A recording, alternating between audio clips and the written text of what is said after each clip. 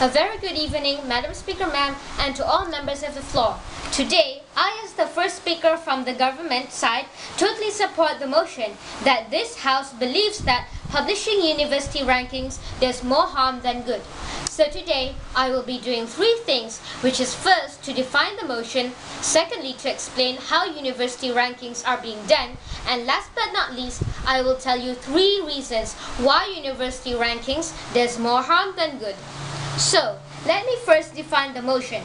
As we all know, a university is an institute at the highest level of education where students study for a degree and do research, whereas the university rankings is a level of university according to the level and a quality of achievements based on their exam results.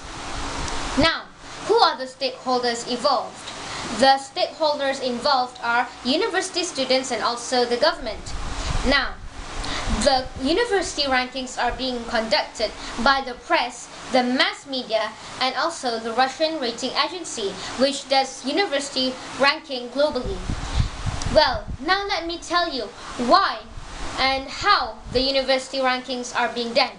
Now, the factors taken into account for doing the university rankings are mostly based on the academic performance, research performance, faculty expertise, the resource availability, socially significant activities of graduates, international activities, and also international opinion. Now, the average of these factors are taken into account, and this is how they make the overall assessment. Now, how they rank universities is when the web performance of an institution is below the expected position according to their academic excellence, university authorities should reconsider their web policy, promoting substantial increases of the volume and quality of their electronic publications. So now, we tell you that the factors taken into account are also based on IT, their facilities, their training, and also their finance. Now, let me tell you why university rankings does more harm than good.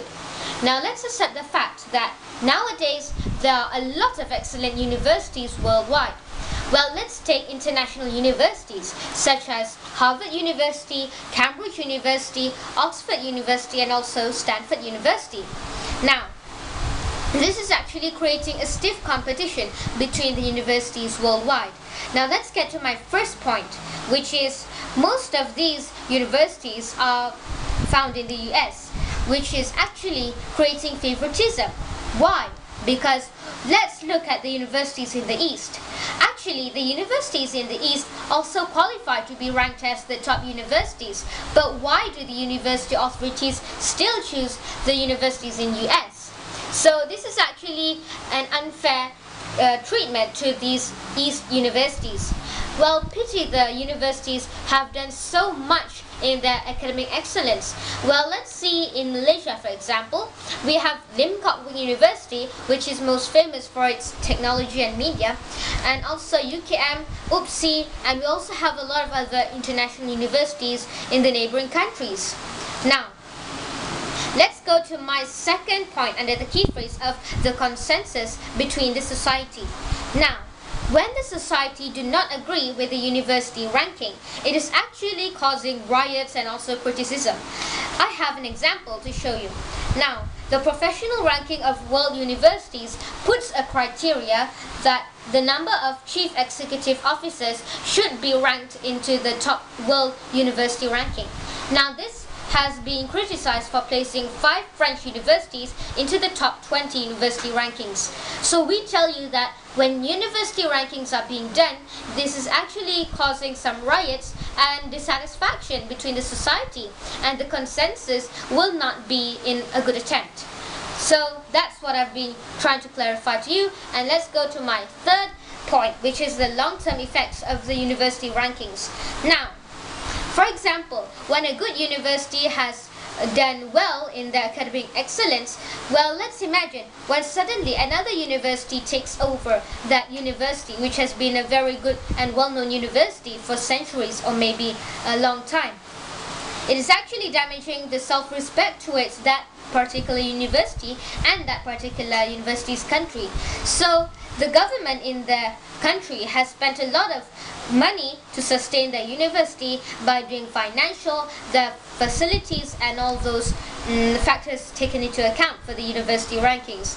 Well, when the university does not do well in just one of these factors, it is actually counted as a lower ranking in the university rankings.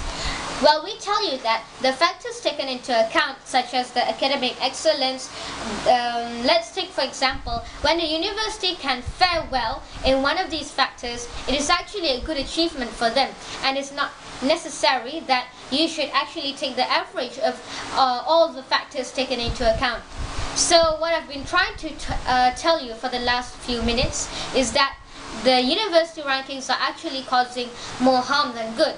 And as a speaker from the government side, I totally support the motion and I beg to propose.